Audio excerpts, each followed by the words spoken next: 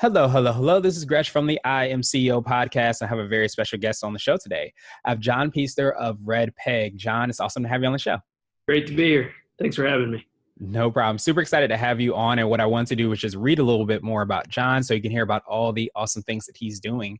And John brings over 20 years of management and operations experience working across multiple industries, starting in sports from his time as an intern for the National Basketball Association to eventually leading the Salt Lake organizing committee of the 2002 Olympic Winter Games as an operation manager. Prior to joining RedPeg as president, John held several senior level positions focused on ensuring company productivity and operations management, fostering client relationships, and business development for agencies such as Momentum Worldwide, Ignition Incorporated, now known as Havas Sports Entertainment. John has worked with dozens of award-winning brands throughout his career, most notably Nike, ESPN, Harley Davidson, Coca-Cola, AT&T, and Delta Airlines. As RedPeg's president, John guides the company's growth through account oversight, business development, team management, and maintaining positive relationships with clients. In his spare time, John enjoys spending time with his wife, Kate, and chasing after their three busy teenagers.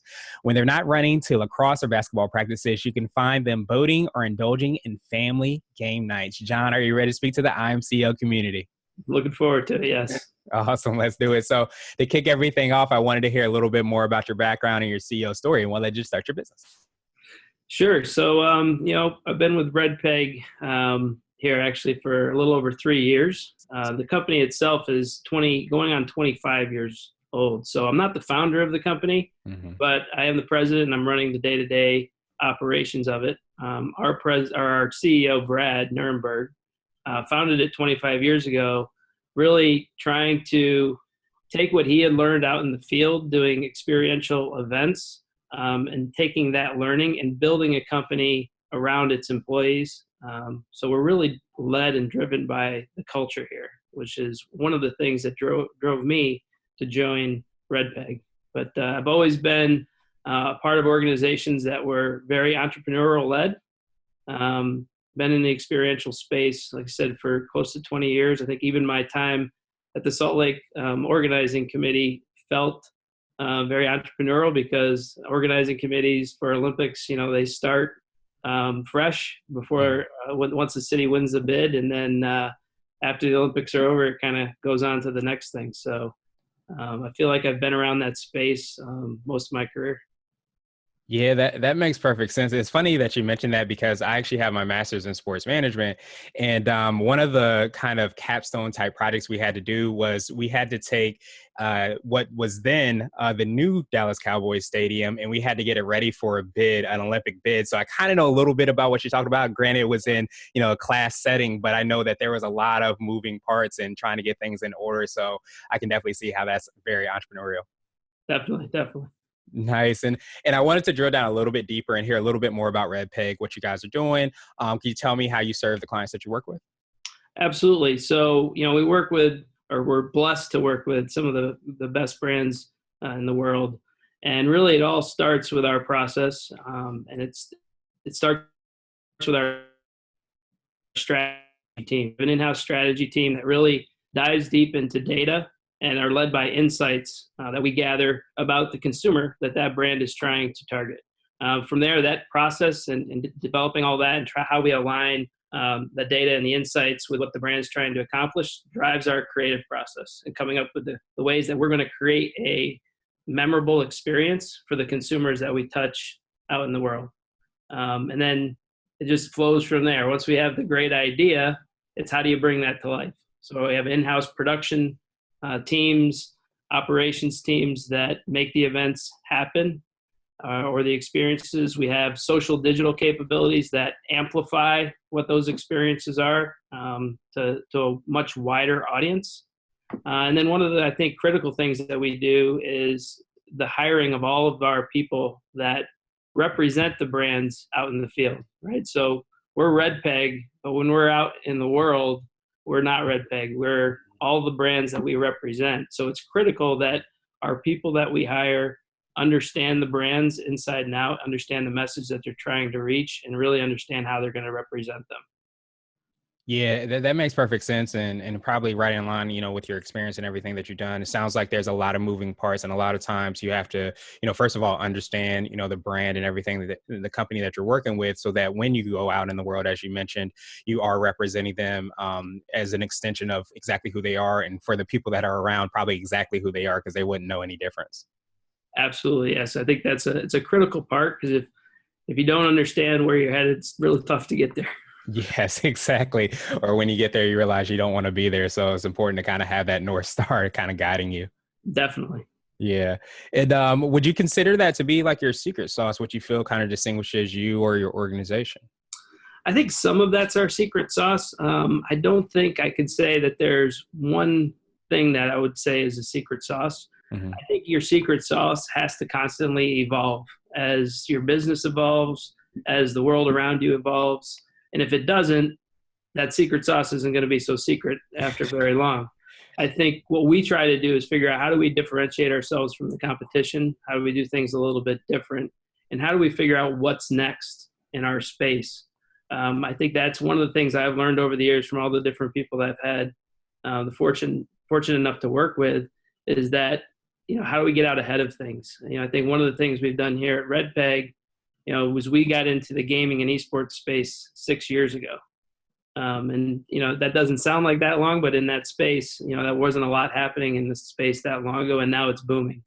Yeah. So I think one of my jobs as CEO is to constantly find that roadmap for us that's, 3, 4, 5, 7 years out, to position us in the right way, so that as that secret sauce has evolved, it makes us successful for the future. Yeah, I absolutely love that. And I love that perspective too, because like you said, if you have your secret sauce and then you have your secret sauce for 10 years, it's not secret anymore, because next thing you know, everybody's doing it. So you have to have that vision and that foresight to look and see what that new sauce is and test out. It sounds like you putting words in your mouth, but it sounds like you guys are probably always testing out different ideas to make sure that you are on the right path.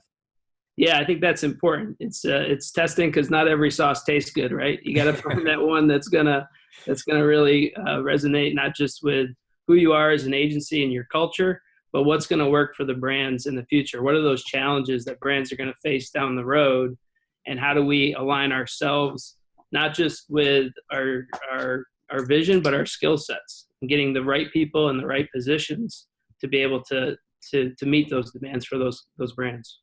Absolutely, absolutely. That makes sense. And what I wanted to do was switch gears a little bit, and I wanted to ask you for what I call a CEO hack. And this might be an app, a book, or a habit that you have, but it's something that makes you more effective and efficient. Yeah, I think for me, I think it's trying to make sure you get a lot of face time with, whether that's your clients, but probably more importantly, your employees. I think it's easy these days to get locked behind a computer and emails, or texting, versus getting up, walking the office, having conversations with people. Where we are here at RedPeg, we have 4 different floors. So if there's days that I just find myself locked behind a computer screen, I'm not even getting to certain floors and checking in with my people.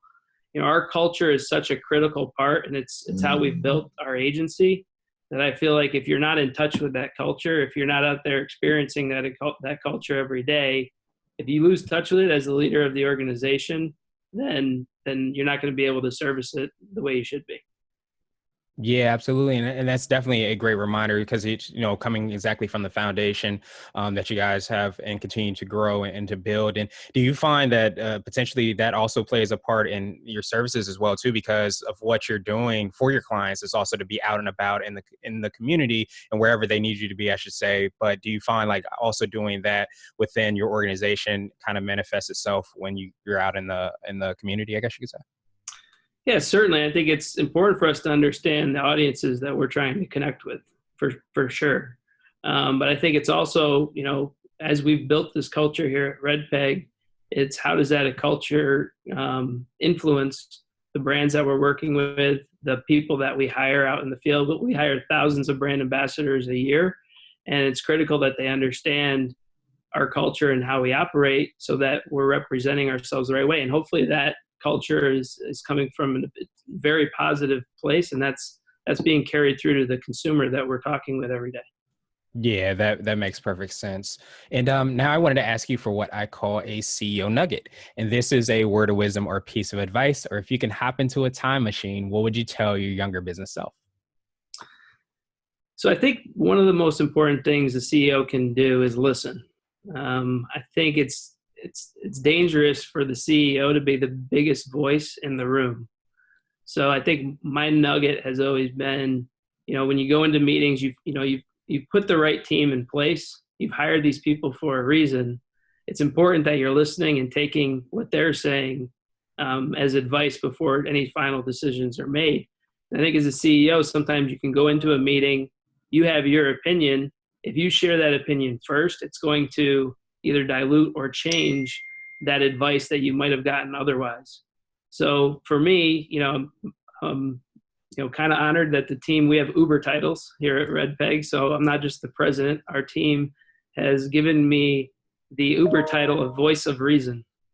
Nice. So I hope that's, a good thing in that, when I'm in meetings that I'm hearing everything that the team is having to say and then bringing that voice of reason into play.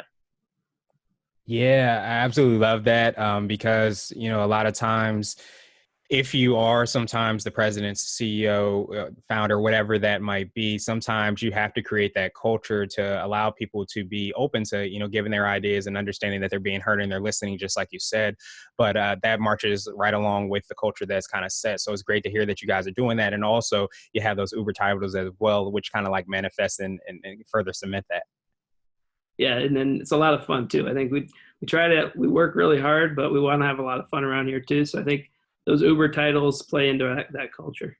Yeah, absolutely, absolutely. And now I wanted to ask you my absolute favorite question. And I know we touched on this a little bit offline and then a little bit online, which is the definition of what it means to be a CEO. And I'm super excited to hear from you because I know that when a lot of people start businesses, you have your founders and entrepreneurs, and then as the business evolves, just as you talked about with the sauces, you have to be able to evolve with the business. So you being, brought on as the president. So I would love to hear from you. What exactly does being a CEO mean to you? To me, to being a CEO is all about serving the employees that work with you. It's hopefully leading them in that right direction, but it's really understanding what are the needs of the employee as well as the needs of the agency for us to be successful. So trying to stay out of the weeds, but have a broader picture and really just figure out where can you affect the most positive change or support within the organization. That makes perfect sense. And I think a lot of times, you can easily lose sight of that, as a founder, as a CEO, as a president, whatever that title might be. But it's great to hear that you guys have, stayed true to that culture as, you have evolved because, 20 years is not a short period of time. So being able to do that and to continue to evolve and change and provide to your end users exactly what they need is phenomenal. Yeah, I think what you just said, staying true to your culture of where you started and the roots that made the organization what it is, but being willing to accept change and have that culture evolve as long as it's still based in those roots that where it started. We opened our first international office this year in Dubai.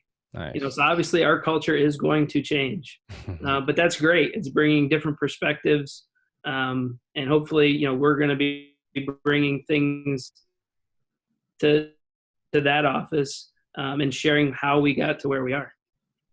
Absolutely. Absolutely. Well, John, I truly appreciate your time. What I wanted to do was pass you the mic, so to speak, just to see if there's anything additional you can let our readers and listeners know, and then how best they can get a hold of you. Sure. So, RedPeg, we're based here in Alexandria, Virginia, just outside of Washington, D.C. Like I said, we also have offices in Dubai.